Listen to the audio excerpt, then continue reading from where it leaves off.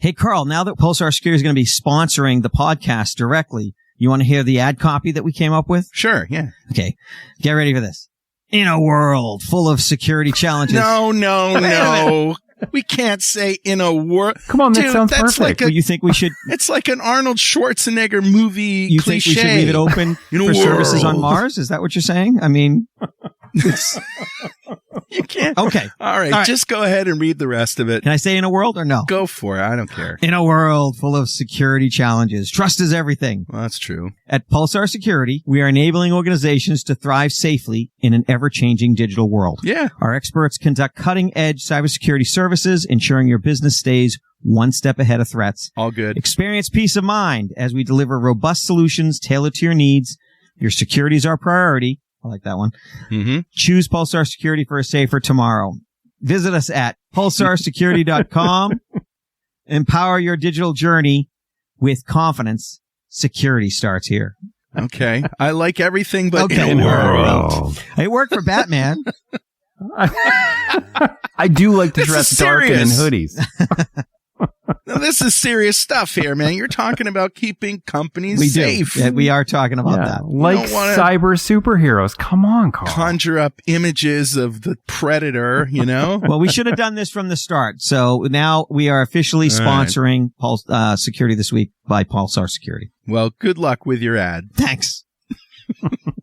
Hey, you guys know who Bruce Lee was, right? Heck yeah. Oh, certainly. Yeah, of course. Everybody knows. But did you know he had a twin brother? Who? He was a vegan. Bruce Lee had a twin brother who was a vegan. His name was Brock. Get it? He was Brock. killed by a stalker while he was on hollandaise in Germany. Oh, my God. He almost got away, though. No, there's more. He jumped in a cab and said, "Floor it." But the cab driver got really steamed and kicked him out. And that's when the stalker poached him. You guys didn't know that story? You know what? It's new. It's new to me. Hilarious. Wish I didn't know it.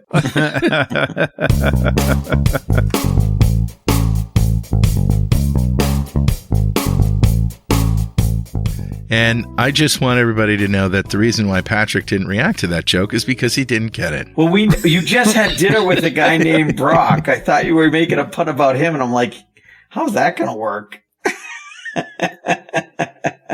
He's not broccoli. That doesn't make any sense. I mean, Clearly I knew it not was a dumb, vegan. but I didn't know it was stupid. All right. So we have, it's been a light week, but the clickbait story is DropBox Done. We'll talk about that at the end. Yeah. Kind of a hack happened. Hasn't hit the news yet. All right. Let's start with our old friend, WordPress. Yeah, it hasn't hit the news. As usual.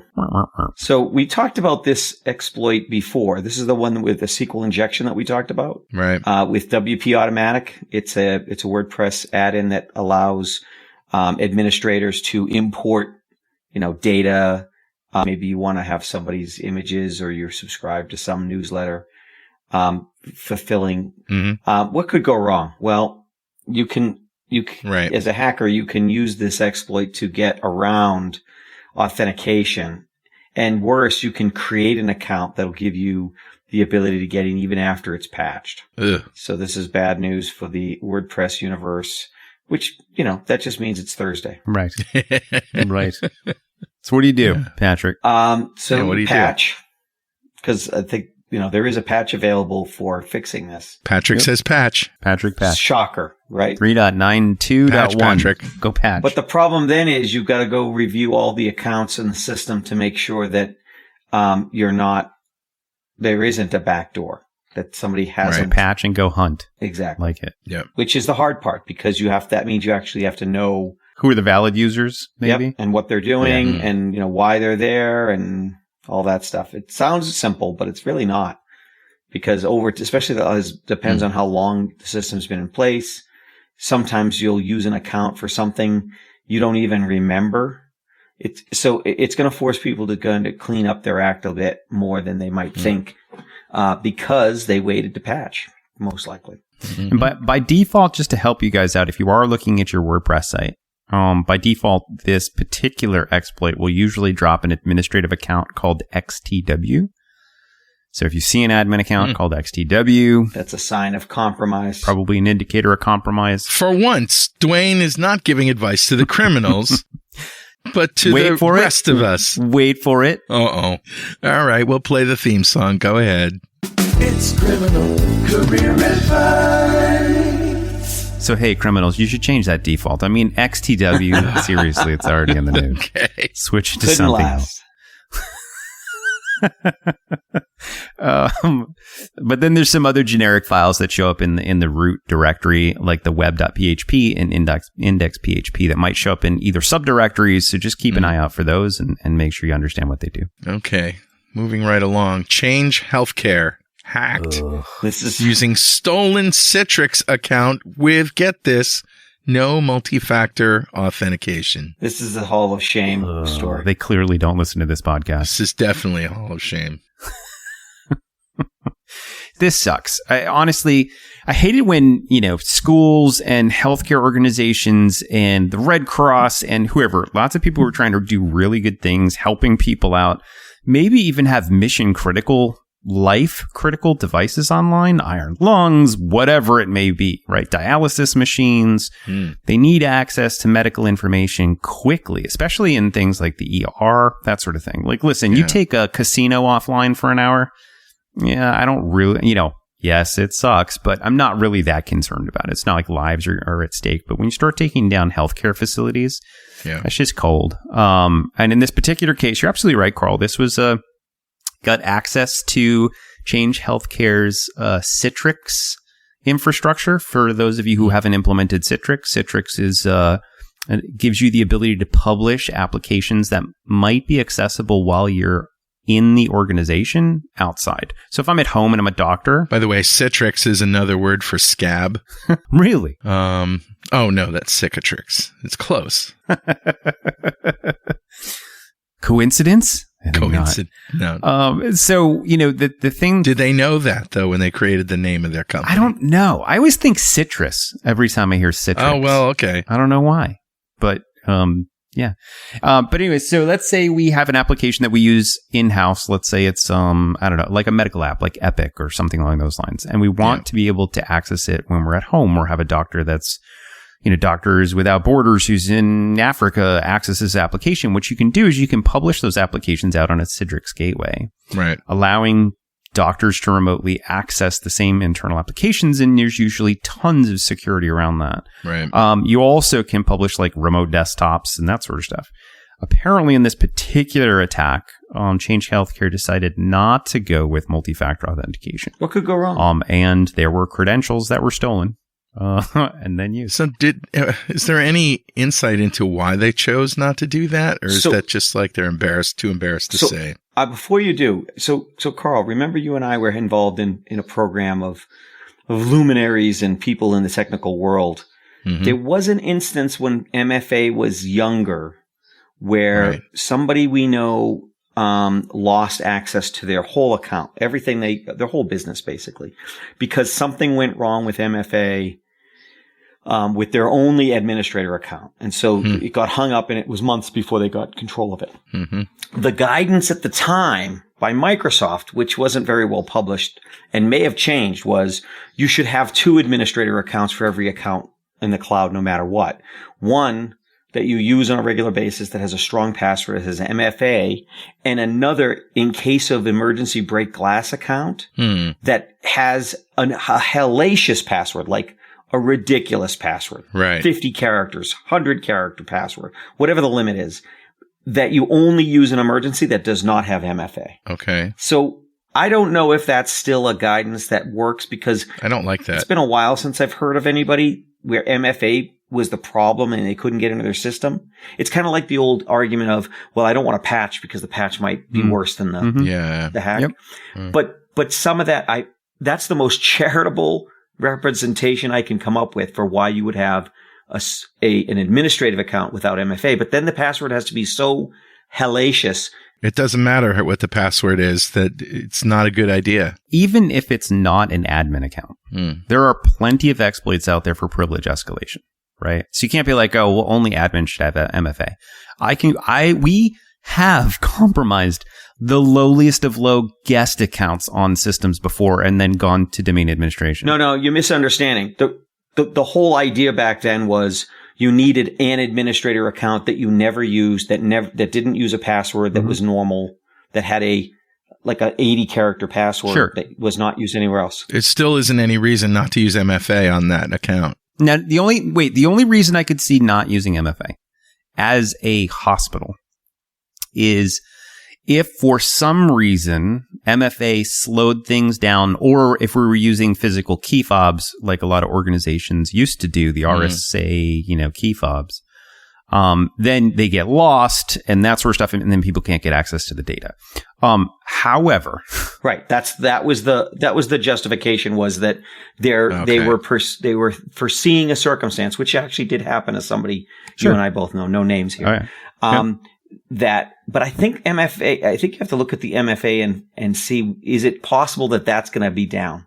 If it's unlikely that's going to be down, then you're probably protecting against something was the early days of MFA. And on top of that, MFA has gotten a lot smarter since it was implemented a quadrillion years ago, right? So you can even do things like saying, hey, you know what, for access to applications while we're in the building, no MFA, but if it's accessed externally, force MFA. So there's a lot of really neat things you can do if you're worried about MFA causing issues. There's literally no reason not to be using MFA at this point in time. But like you said, if it was a time-sensitive thing, like there's a fire, and in order to open the door, we have to put in a code and we have to use our cell phone to validate it, and then the firefighter forgets the cell phone. Oops. Right. Yeah. And I get that. And that, there are ways of making sure that you always have access to it, but having externally accessible resources without MFA on them is just inane. Oh, just that's a bad idea. I agree. And I agree with the externally accessible as well. So anyway, what if you happen to depend on Change Healthcare and whether or not they're hacked? What is your call to action here? So this is also upsetting. So listening to what happened. Lots of data encrypted, that sort of stuff. Some data exfilled. So obviously, ransomware changes with the times. Used to be ransomware would just encrypt your stuff and hope that your stuff was important enough that you'd want it back. And lots of people said, I have a great backup strategy so you can go F off. And then the ransomware guy said, okay, here's what we're going to do. We're going to steal some important data and encrypt it. And now we're going to use this important data as blackmail. Right. So according to Change Health, no sort of doctor's notes, specific patient information, that sort of stuff was released. No HIPAA stuff. That's what they say. However, according to the ransomware gang, they obviously say that they have PII and PHI and that sort of stuff, right? Which, who knows? But it is interesting that they paid $22 million. That I don't understand. Like, as a hospital, as anybody, and I get this question all the time. Lots of people ask me, like, hey, should we just pay the ransom? Like, it's $500 for me to get my stuff back. Should I just pay the ransom? Patrick, what say you? I say no. You think it should be illegal to pay ransoms? Illegal. So what would happen? What would have happened to Change Healthcare if they didn't pay the ransom? They would have had to figure out their backup, so they would have had to rebuild their data. What if instead of a ransomware, it was a wiper and there was no ransom? Yeah. What would they do? They'd still have. They'd rebuild. Stuff happens. The problem is paying the ransom feels like, well, we'll just pay the ransom. Right. Well, okay. What if there is no ransom? What if you're not capable of paying a ransom? Well, then you need to do backups right. Right. How about doing that? Yeah, I get you, Patrick. Well, and I agree 100% because it masks the, hey, we're not doing the job we should be doing. Right. Because if you were managing your backups, your recovery, if you were testing your restores periodic times, you were making sure systems were redundant. I had multiple servers that did the same thing. One of them goes down, the other one takes over. And we test it once a month. We flip over to the DR, quote unquote, site. So they're hot live sites.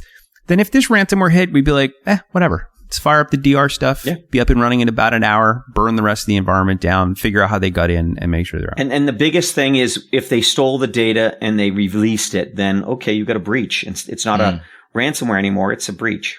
Right. Okay. All right. Well, I kind of have to agree with Patrick here.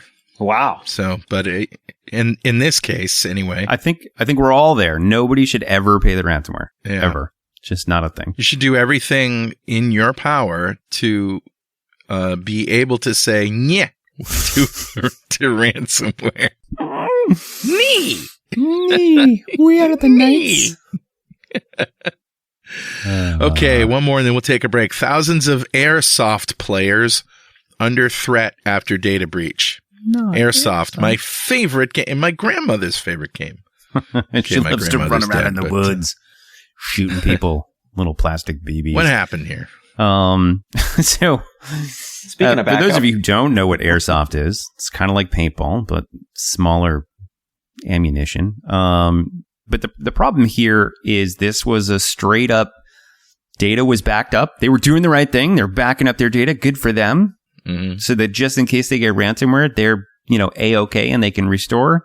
And then they decided to put it in a place that had no password ability at all and anybody could access it. Oh, man. Well, and the backups weren't password protected either. Not only was the place they put them not password protected, but it's just a checkbox on every backup software in the world for the last 30 years. It's a checkbox. Just check the box. Check the box. I remember we used to have DAT tapes. Go look that up, kids. DAT tapes. And I even the DAT tapes. In the studio world, too. With backup exec, you could check a box that said, I'd like to add some sort of password.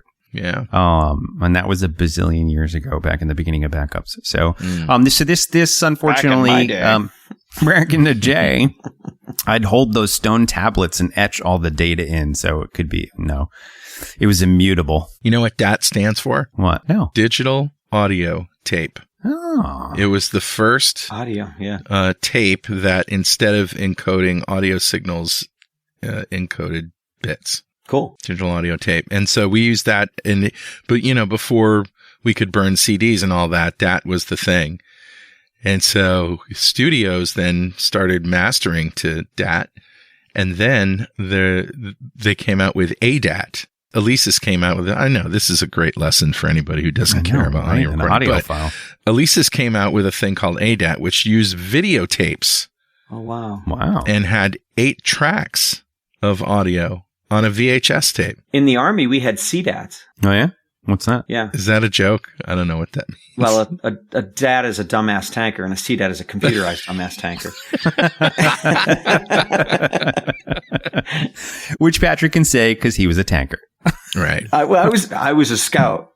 I was in the Scouts. I wasn't an infantryman. You're inviting trouble here, Patrick. Yeah, you are. Yeah, you are. Bring it on. Next time we're at West Point, you're going to get slapped. The infantry guys rule the world.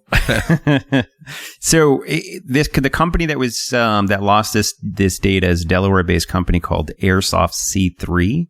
75,000 players' information was unfortunately breached. Personal emails, usernames, hash passwords. Not much data on how the hash was done. So if it was like hash and salt, a little bit more secure than just hash. If you were doing an MD5 hash, MD5 hashes are super easy to crack. I hope our listeners are following along and not glassing over like most of the people I think are. Hash, salt, MD5, what? Salt hashes? I love salt and hash. I love salt and hash. Email addresses, phone numbers, home address. Oof. Social media links, credentials of the site's founders and admins. That's never good. And then user posts. Yeah, they actually have the table structure here in the article. So what should you do? Well, if you've used Airsoft C3's digital infrastructure, I would make sure that your password that's there is not used anywhere else, which it shouldn't be. Good advice in any case. But if you are chagrined and going, oh my gosh, it is, go change it wherever it's used. And then just be careful. Anything you receive from them in an email. For example, this will hit the news, and then you may receive a notice saying, oh my gosh, Airsoft C3, we apologize. We're really sorry that this happened. We're going to give you a voucher to a free Airsoft game. Mm-hmm. Yeah. Just click here. So the reason Dwayne knows this off the top is that he just wrote that email. So all 75,000 of you will see this email in a minute. Love Dwayne. Right, but you got to be careful because now at this point, that's what I would do to get all of you to click on it and then access your personal computers and that sort of stuff. So yeah. All right. So, any more advice for those who might be affected? Nah, not at all. Other than That's that, about change your passwords if you've shared this password, change it, and then just be careful what you receive in email. Find a different game. Go play paintball. So I've always been a fan of the whole assume breach thing, where you have to plan for the bad guys getting in the wire and multi-layers, password protected, encrypted, data at rest, data in motion. What if they're inside the wire? It's where zero trust comes from. Is you just you can't trust even your own infrastructure, so you shouldn't. Right. Stop trying. And we're going to beat that drum. We're going to be beating that drum for the next 50 years. I'm betting. Just because I didn't think SQL injection would be here 30 years on. Yeah. Gift that keeps on giving. You didn't think .NET Rocks would be here 30 years on. I did not. No, I did not. All right. Well, anyway, we're going to take a quick break and we'll be right back after these very important messages. Stay tuned. And we're back. You're listening to Security This Week. I'm Carl Franklin. That's Dwayne LaFlotte and Patrick Hines. And, if you don't want to hear these ads or you feel like you don't want to skip over them, you can get an ad-free feed, RSS feed, just by becoming a patron on Patreon. Go to patreon.securitythisweek.com. I think it's really cheap. I think it's like $5 a month. That's all it is to get an ad-free version of this podcast. Woohoo! All right. So enough of that. Let's get on to the next story. Losses from crypto hacks plunge 67% in April. What? And to just the piddly, measly amount of $60 million. Okay. So why is this happening? I don't think anybody knows, but what do you think is going on here? So Why first do of you all, think let's it's just clarify. So people losing money from crypto hacking, this is what we're talking about, in April was about $60 million, and that's only 67% of what it normally is. So normally it's 100 million or whatever. That's 187 million. That's crazy. In March, it was 187 million. Can you imagine that? $200 million lost and stolen by hackers every month in crypto. And nobody's like, oh, this is terrible, right? Some people are. It's not like headline news. And when they're like, oh my God, it's 67% better. We don't know why, but yay. That makes the news, right? When they've only lost 60 million. Okay. So now to Patrick's question, why? I have no idea. I don't think anybody knows, but I have some theories that might, one, it could just be the random number generator. It's low now. It's going to be high to next month. It's going to be, just things go up and down. It's just, it was a good month. It's a random sampling. Right. Maybe the big hack, happened just before the month began. Or it's coming. Or it's coming. Yeah. It could also be. It takes a while to research these things. That a lot of the players who are leaking this data are just dying, and we're being left with the strongest. Right. Or on vacation with their money. Darwinism at work. So like the biggest ones, as far as I know, I'm not really that into it, but I know that, Coinbase and Binance are the biggest players. And there was some information of theirs that was supposedly breached, but it wasn't wallets. It wasn't money. It was just information, change your password kind of information. So as we start getting, more and more secure places. Also note that the big reason for this is there were small amounts. There were like 40 hacks that they talked about, but most of them were like single digit millions. Only. As opposed to only one of them. Well, one of them was 40 million. I know, but honestly, if you see bank robbers who go in with the guns and they could get shot and held for life, and they maybe pull $20K out of a bank or $30K out of a bank and run away. Like they're pulling 1.5 million, and nobody's like, it's just like, oh, whatever. That's just the cost of doing business. We're online. But anyway, the difference is though, it's not dollars, it's crypto. Right. Yep. And I think people that speculate with crypto have it to lose. I don't think anybody's putting in their life savings into crypto. Well, I think some people are. And then jumping off a building when they lose it. I think no one has sympathy for them is the problem. Well, there you go. Including me, right? I mean, yeah, especially you. Yeah. Wait, was this the same thing with tulips? Tulips. Do you remember? Do you remember, what was it, Sweden? The tulip craze. Way back. That's Back right. in I the do remember 1600s? something like that. Yeah. Remember my father was reading me a bedtime story when I was 2 about the tulip craze of 1939. But it was the cryptocurrency of the day were tulips, these perishable things that everybody was spending fortunes on. But it's tangible. It happened in 1929 in the stock market. It happened in 1987 in the stock market. It happened. The stock market's the same way. Chinese real estate is going through the same thing. 50% decrease. Well, you're talking about a classic bubble, but the point I'm making is this stuff isn't real. Like crypto is just an idea. You put money in, you might lose some, you might gain some. That's only if you take it out. Apparently, we're finding out that a lot of the housing units in China aren't real either. Wait, technically, I don't think neither is the U.S. dollar. I'm just saying. Oh, well, okay. Used to be gold backed, not gold backed anymore. It's just paper. It's backed up by aircraft carriers. By aircraft carriers. In war we trust. That's what my dollar bills say on them. Amen, brother. Amen. Heck yeah. Oh, this took a dark turn, didn't it? I know. I love it. Okay, so we just had this story in here just because we wanted to show the ridiculousness of how much people are losing from hacks in the crypto world.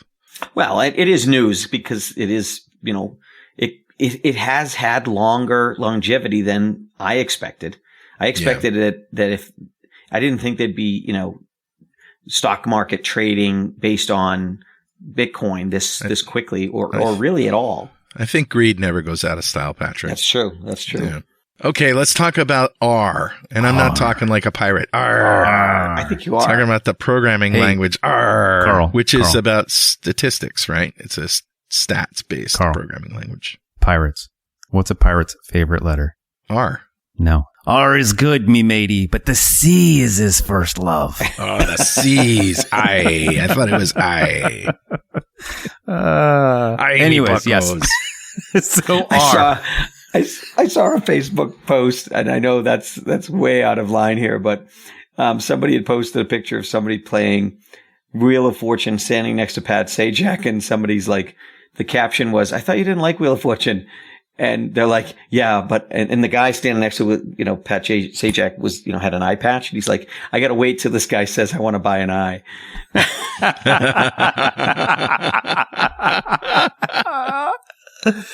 Oh, that's awesome. That's funny.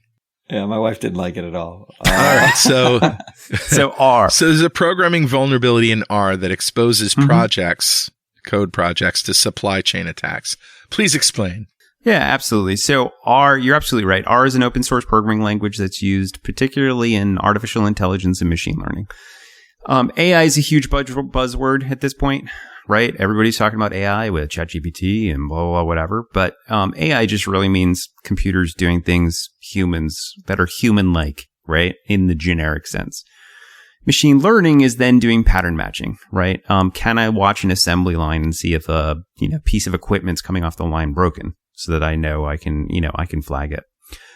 So you obviously need to program a lot of these things, and R is kind of the de facto language to deal with large models and statistics and that sort of stuff. Very nerdy language. So if you take objects and you want to pass them around in code, there's a couple different ways to do that. But if you pass them between systems, let's say I have system A, the Dwayne system, and system B, the Carl system, and I have this object, that represents a broken car door coming off an assembly line. And I want to send it to Carl. Well, I can't just take my memory and implant it in Carl's head. It doesn't work that way. What I need to do is generally put that object in some sort of serialized format so that Carl can then take it and rematerialize it. So imagine it's like deflating the object, if you will, down into its sort of a base text structure that describes the object and everything about it. And then I send it over the wire to Carl. Carl then has to reinflate the object, right? Deserialize it. When he rehydrates it, he may not necessarily know what object I handed him. I could have handed him an object of a broken part coming off the assembly line, but I could have also handed him an instruction saying, oh, can you do this thing for me, right? So in smart sort of secure programming, you always say what the object is first, right? Mm. Hey, I'm going to try. Is this a object? Like Carl wouldn't trust me, as is probably the case in real life. So Carl would take this object and he would, as he's trying to rematerialize it, say, I'm going to rematerialize it as a broken door or broken object off the assembly line. And if that fails, I'm going to kick out and throw an error. I'm not going to do anything. Mm. But there's this thing called lazy evaluation, where you can deserialize an object as a generic object. Say, you know what? I don't care what it is. Right. Let's just deserialize it and ask it. We'll ask it what it is. And then I can look at its properties and right. Yeah. And in that's where you get these deserializations. There's all sorts of ways to do this. There's Yo Serial is a utility that will do it for you, create malicious serialized objects that you can send to servers and have them deserialized and give you system access and all sorts of stuff. I want to address the head scratchers here for a moment, Dwayne. Sure. For people who don't understand what serializing and deserializing is, here's a great analogy. Fax machines. Ooh. You take a piece of paper, you put it in the fax machine. The fax machine reads every little pixel on the page, and it's either, 0 for white and 1 for black, whatever. Maybe it's backwards, and then it just turns that into a stream of data, which it sends over the wire. And on the other side, that gets printed out in series. So the wire is in series. It's serialized. It's just a bunch of bits. Mm-hmm. And so that's the same thing that happens with an object. That's a good analogy. In memory, you serialize it, you turn it into a stream of bits, turn it back into an object. And for those of you still scratching your heads about what a fax machine is, it's where old people wanted to send a piece of paper from point A to point B, but not walk there. Ask your grandmother. It's like the teleporter on Star Trek. That did not help, Patrick. The transporter. Only old people watch Star Trek. Wow. Anyways. So how about I do a more current reference? See, on this show, MASH. Oh my God. It's like when radar is trying to send a signal out to... Yeah. Okay. All right. On to our clickbait, which is actually at sec.gov in the archives, a link directly to the Form 8K that was filed with the SEC by DropBox on April 29th, 2024 about a breach. And they haven't announced it publicly as of this recording, but this is what we have. And who found this? Was it you, Dwayne? Yeah. Yeah. My Twitter tendrils, I won't call it X. It popped up. There are some great security researchers out there. It's been a few days. I'm wondering why we haven't seen other security stories about this. It'll come out in the next couple of days. You'll start to see this come out quite a bit. So first of all, let me tell you that Dropbox is not done. This wasn't even, so if you have data on Dropbox, it's probably fine. This was a problem of an unauthorized access backdoor for Dropbox Sign, which was formerly HelloSign. So it's like DocuSign, right? Mm-hmm. It's a digital signing thing. Except hacked. Right. Except it's been hacked. Like DocuSign, but different. Yeah. But open source open now. To the public. Yeah, exactly. Open to the public. Yeah. It's open to the public. Anyone can play. Come on. Wow. Wow. I'm glad we don't have anything because we'd be sued. I know, right? Yeah, we got nothing. Nothing to buy, nothing to squeeze out of us here. Nothing to see here. And one of the interesting things about this, and one of the reasons this hasn't hit the general news yet, is the Form 8K. It's a current report for the Securities Exchange Commission. And what that means is it's a place for a publicly traded company to disclose major events, but it could be anything. Right. Could be a bankruptcy, could be financial filings, could be some sort of acquisition. Like it's a generic form for major events. So you're only going to see this if you're literally watching the new SEC. And I'm glad somebody does sit there and watch all of the new filings in the SEC. It's not me, but some news organizations scrape this stuff. And that's absolutely. where they find things. So somebody's got a PowerShell script or something that's just going and looking for these things and finding them. Can you imagine? No. It was just me. If you scrape that SEC database, found all of the... Oh, I thought that was the end of the question. Can you imagine? Wait, no, hold on. Hold on. 'Cause I can't. I'm incapable of imagining. You then find all these Form 8Ks. You then take them and pass them through some form of LLM to pick up sentiment. Yeah. And then you find the company and you get a trending sentiment. Hey, this is a negative filing with the SEC.